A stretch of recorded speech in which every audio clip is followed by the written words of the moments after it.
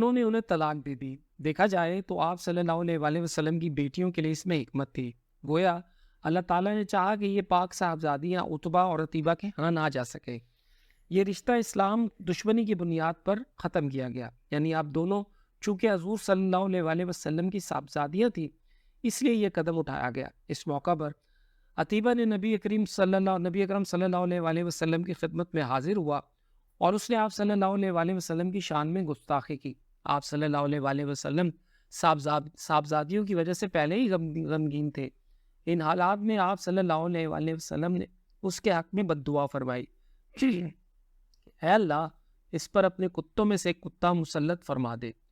عتیبہ یہ بد دعا سن کر وہاں سے لوٹ آیا۔ اس نے اپنے باپ ابو لہب کو سارا حال سنایا۔ اس کے بعد دونوں باپ بیٹا ایک قافلے کے ساتھ ملک شام کی طرف روانہ ہوئے۔ راستے میں یہ لوگ ایک جگہ ٹھہرے، وہاں قریب ہی ایک راہب کی عبادت گاہ تھی۔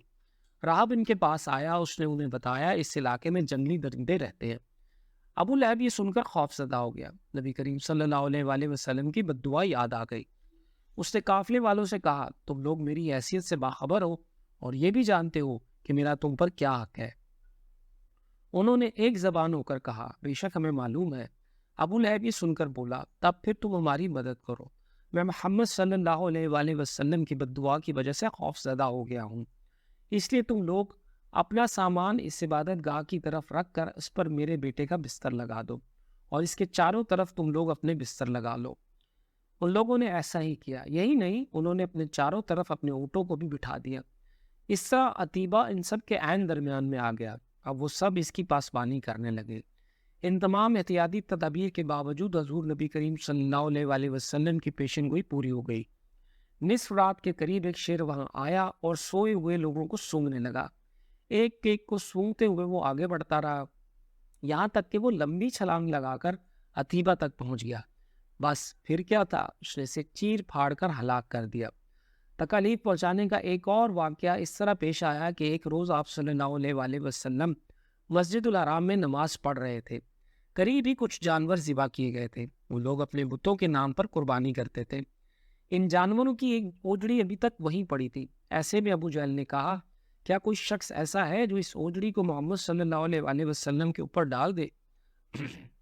ایک روایت کے مطابق کسی نے کہا، کیا تم یہ منظر نہیں دیکھ رہے ہو؟ تم میں سے کون ہے جو وہاں جائے جہاں فلاں قبیلے نے جانور ذبح کیے ہیں؟ ان کا گوبر، لید، خون اور اوجڑی وہاں پڑے ہیں۔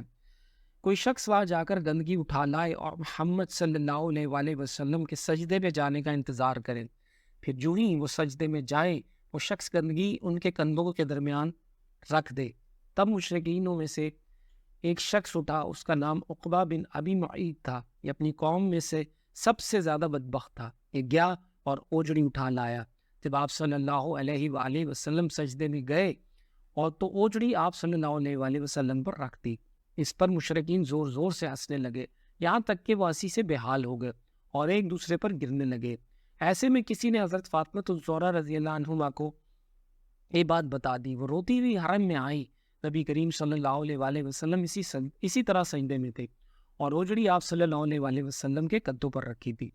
سیدہ فاطمہ رضی اللہ عنہا نے اوجڑی کو آپ صلی اللہ علیہ وآلہ وسلم پر سے ہٹایا۔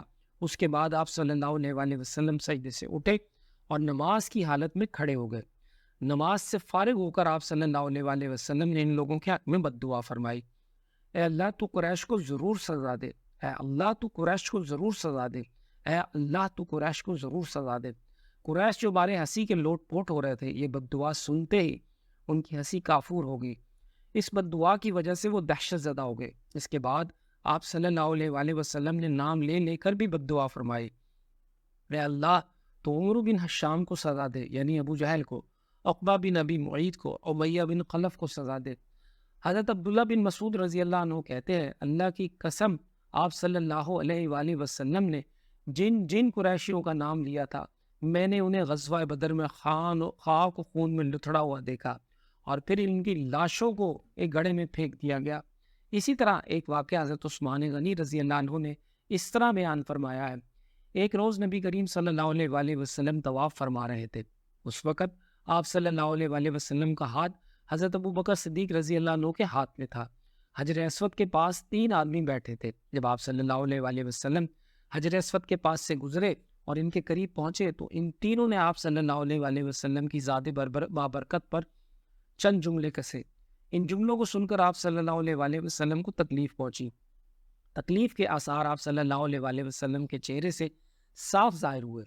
دوسرے پھیرے میں ابو جہل نے کہا، تم ہمیں ان معبودوں کی عبادت کرنے سے روکتے ہو جنہیں ہمارے باپ دادا پوچھتے آئے ہیں، لیکن ہم تم سے صلح نہیں کر سکتے۔ جواب میں آپ صلی اللہ علیہ وسلم نے فرمایا، میرا بھی یہی حال ہے۔ پھر آپ صلی اللہ علیہ وسلم آگے بڑھ گئے۔ تیسرے پھیرے میں بھی انہوں نے ایسا ہی کیا۔ پھر چوتھے پھیرے میں یہ تینوں یک دم آپ صلی اللہ علیہ وسلم کی طرف جھپٹے۔ حضرت عثمان رضی اللہ